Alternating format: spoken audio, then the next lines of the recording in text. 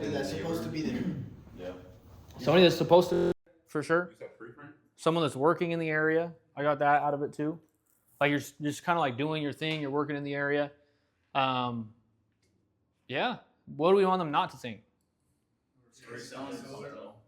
Right. Like you're just knocking door to door, like just looking for business, like selling people stuff. And that there's just a little bit of this like, if you just say like quickly, hey, I was just working with Nancy. I've been talking to everyone about this.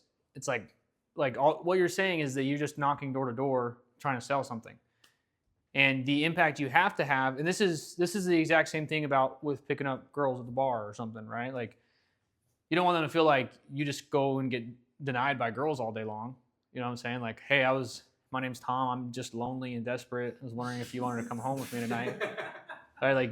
Like that might be the truth, but like that doesn't work. So sales is about creating this frame and creating this identity illusion. Chaz, tell us about your illusion. Perception. What you mean, like, Who do they think you are? Like you're like the program guy, right? What they think I am? Yeah. They think like I'm just. I mean, they think I'm just like a good man. They think I'm just. Okay, so you talking about as far as like my story? Yeah. What's your illusion? What do you want them to like? What's your impression? My impression is this. And you have to believe your own lie. You know what I mean? Honestly, and I really truly believe that's who I am. So I just go and I just tell them like I'm not here to sell you something. Like I'm just here to let you guys know that your house is one of that 25 or whatever number I come up with, one of the 25 homes that got flat for how you should list. So you guys have been paying to this charge. Since you guys have been paying to this charge, you guys are entitled to a power school support, which a document that lets you guys know if you're gonna qualify for this PPA program or if it don't, and what it would look like what the price for electricity would be if you guys did qualify. My job is simple. I'm just here to go over this charge of your bill and just explain it to you guys because you guys entitled to this information. I just make it like I'm just there to inform them about it. So I go straight in. Hey, how you doing, Tom? Nice to meet you. I'm Chaz. Whenever you and your wife get time, like I say, you guys, I'm just here to just go over some information with you guys. And I just walk up on them. Whenever you guys get time, just go to pay straight your electricity bill and just do your reach up for this charge. My job is simply to go over this and explain this to you guys. So I minimize. I just minimize what I'm about to. I buy my time and I just minimize what I'm about to do. I don't make it seem like I'm about to sell you a whole lot of shit. I make it seem like I'm just doing my job. You just give me my 5 seconds and I'm out the door. So I don't make it seem like I'm about to prepare a big speech. So I was like, hey, I'm just the guy that just, they sell you solar. I'm just the guy that's telling you that your house got pre-selected and flat for how you should risk and you guys been paying for this. That's my job. It's totally different. It looks the same, but it's different. Then I just keep it, minimize it, maximize the good things I want them to know, remember, and I minimize the things I don't want them to remember. I don't know if you guys heard like the little things he's saying there, but like there's like little things like I'm not here to sell you solar, you know, or there's only a few homes that got pre-selected because they're using this rate. So like all already from the very beginning, it's this thing that they got lucky that they qualify for, that he's there to show them, not trying to sell you anything, right? And I say that too. I'm fine with it. I remember when I was talking to Alex. He's like, "What do you do when someone says, what are you selling?" I said, I couldn't sell anything if I wanted to. It's like I don't have the panels in my house. I'm not that guy. Like my job is to qualify you right now. If you guys qualify, we can like talk about next steps. And he's like, I like Alex's response. He's like, I'm selling anything. What are you buying? You know, I was like, then it's like, how can I help you? This is a pretty good one-liner. Alex got sauce. He does. But the theme here is, and this is why I let you guys do your own pitches. Does everyone have those done? Yeah. I can't give you mine. Yeah. Everyone's other pitches? Yeah, I'll grade them. But like that's why I want you to do your own pitch. Is like you have to create your own illusion that you're confident about. If you copy mine and it just doesn't sync with you, Alex, like you're giving me a little bit of pushback. Like the pushback Alex gave me is I'm like, I'll go talk to the neighbor, literally. And even if that lady doesn't even want solar, I'll still be like, what was your name, lady? You know, I'm Nancy. Okay, and so just to be clear, like this program is not a good fit for you because your rate's too low. Like you just don't care, your bill's only $150. And she'd be like, yeah. So now in my head, I'm like, okay, I met a lady, her name is Nancy. She's not going solar because her bill's too low. I'll go talk to the neighbor and say, hey, I'm Thomas. I was actually just working with Nancy. Do you know Nancy? And so it's part of my illusion. I'm not like, I was just working with Nancy. Let me get into my pitch because I don't want to trigger them that. I'm like, now like it's a pattern interrupt. Do you know Nancy? They're like, I'm getting them into neighborhood mode. They're like, oh yeah, like the lady lives next to me. Yeah, she's got like the van right there, and she's got the 2 kids. Yeah. Oh, well, what's going on with her? Yeah, I mean, honestly, she's not a good fit for the program. She didn't qualify. Her rate's too low. But the reason I was already out here, wanted to come introduce myself to you. I'm glad I caught you, right? So now my energy's like totally different. I pattern interrupted them. They're thinking I was just working with a Nancy. I sparked curiosity. They started thinking about their neighbors and stopped thinking about how to get rid of the salesperson. And then I made it seem like I'm busy and I'm not just like out here knocking doors all day. I'm lucky I caught them. I was just in the area type of thing. So it's a totally different frame than if you're just like, hey, I'm Thomas with Bright House. I was just working with Nancy. Everyone's been getting these high power bills. Are you seeing the same issue? You're like, okay, so you're just like selling solar like everyone else. So you have to have a frame. You have to think about what people are telling you no so quickly for, and you have to adopt your illusion within the bounds of integrity to have the impact that you want it to have. Just as the same as like, anyone know who's like a guy who's really bad at picking up girls? Yeah. And maybe he's like kind of handsome, but he's just sucks. It'll be this guy. There's like this. It'll be like the same guy that's like, I'm never doing sales. You know, like my wife, she's like posting on TikTok, and she's like, I'm spoiled. I have all these things in my life. And then the people will be like, oh, what does your husband do for work? And she'll be like, solar. And they all comment like, ugh, you know, like, oh, I'm not willing to do that. Like, why? You know, why not? I saw another video that's like, your life because you were too afraid to make cold calls, and you're like driving to your 9 to 5, hitting your head. Like it's the same thing. That guy that they have like some little lie in their head. Like he thinks it would be a lie to walk up to a woman with confidence and act like all the women want him and they just can't resist. Like he's just like, I'm not going to be dishonest and act like that. I'd rather stand in integrity in the fact that I'm lonely and I don't have a girlfriend. And so because of that, he literally chooses that and manifests that. Whereas the good illusionist, the great salesman, he creates who he wants to be. I want to be this guy. When I met my wife on a cruise, she was the only hot girl on this cruise. It was a pest control cruise. So it was like 400 pest control guys, and my wife was the only hot girl, I'm telling you. She's like 18, you know, she was hot. She was like the only thing there. And she was surrounded by like Chads, Moxie Chads that had way more money than me. They had way better sales skills than me. Oh, this is a true story, my bad. Yeah.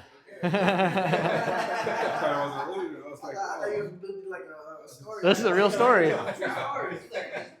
And I was like I was on a elevator, and she was one of the girls in the elevator, and I was like, what's your name? She's like, Haley. I'm like, okay, nice to meet you. And didn't say anything like that, just left at that. And then like later that same night, I remembered her name, and names have power. Names have power. So later the same night, I was in the hot tub, and I was getting out of the hot tub, and as I got out, she was getting in. I was like, oh, Haley, you wait till I get out to get in? What's wrong with you? And she just like stopped. She's like, I've been waiting, so I'm still going to get in. I was like, all right, well, I'm going to go do, I think I invited her to something. I'm going to go do this. I'll be there for an hour. You know, let me know if you show up. She didn't show up, you know. But like later that night, I saw where she was sitting. You go to, anyone been on a cruise? Yeah.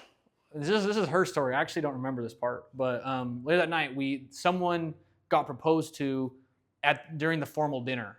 And she like went up on the railing, and she's like watching the proposal. And I like came up behind her, put my arm around her, and I was like, hey, how you been? And she's like, who are you? I'm like, Haley, you don't remember me? I've seen you twice. Anyways, like I specifically, distinctly remember hyping myself up. I was like, I'm going to act like she'd be crazy not to want me. Even though I kind of felt like it'd be kind of crazy if I pulled this girl when there's like all these Chads here that have like way more money than me, you know? Like they're like pest control dudes that are making like $500,000. I had never made more than $20,000 in a year, ever. You know, because this is high school, college. I didn't have any money. You know, I served a mission, so I had some swagger from that. The point being is like there's power in creating this illusion and in defining who you are. So that's the one thing I want to talk about. And the other thing I want to talk about, again, I don't want to talk too much, is I don't want to talk too much. I don't want to just preach at you guys all the time. The reason I have been preaching at you so much is 2 reasons. One is the preseason is going to end soon, and you guys are going to miss these opportunities to hear me preach so much. And 2 is I don't feel like we're getting enough out of our role plays. And I feel like the reason we're not getting enough out of our role plays is our ego. I feel like there's just ego in this room. Like people just like they think that if they learn something or they practice something, then that's like a attestation that they weren't good enough in some way, right? So your ego holds you back. It tells you lies. It tells you this fake illusion. Ego's like a bad illusion that you got trapped in, and now like you don't think that like the truth is we're all family. You might not believe that, and you might quit. You might not be here. You might end up being like Danny, who just tried to call me. No way. I wonder why. You know, like who knows what's going to happen? But the truth is, we're all family. Like we need to act like we're a team that's practicing. Kobe Bryant doesn't like not practice. He doesn't like not let someone play defense on him because he's the best, you know, or Michael Jordan or whoever. They just show up every day and they work and they practice. So these meetings, like if we spend 20 minutes practicing stuff together, we can't lose. Like if you can't get happy about practicing, then you're never going to be good. If you think that you got it and like I don't want to learn, I don't want to get anything out of practice. That's why I haven't been giving us practice time, is because there's just some resistance. There's some resistance in the room to practicing, and I would rather yell at you because you can't hide from my voice, you know. So what can we do to have more valuable and more successful role plays? Like I want you guys to come in and be like, I got to get my reps in. I got to get my practice in. One thing we're going to do today for sure is the gauntlet. So I'll show you guys that. And that'll give you a standard of you think you're good, you're not good. And I'm going to show you how you're not good because you can't do the gauntlet. The gauntlet is one person stands in the middle. We'll go in a circle and you'll just throw an objection at them. Oh, let me go first. Okay. And you can't have your way of handling objections. Don't make it your way. Make it my way, where you neutralize, you overcome. By the way, in our role play this morning, I forgot to tell you, Alex, the thing you missed was the feature and benefit. You overcame my objection, but you didn't give me a feature and benefit. It's not enough just to overcome the objection. You have to add some sauce in there. Well, the reason they did this was because it was this, and this is the benefit of that. Do you get your bill online, or do you get it in the mail? Then, I don't know if you guys remember, we have 11 closes. You're going to have to use all 11 of them to survive the gauntlet. Chaz?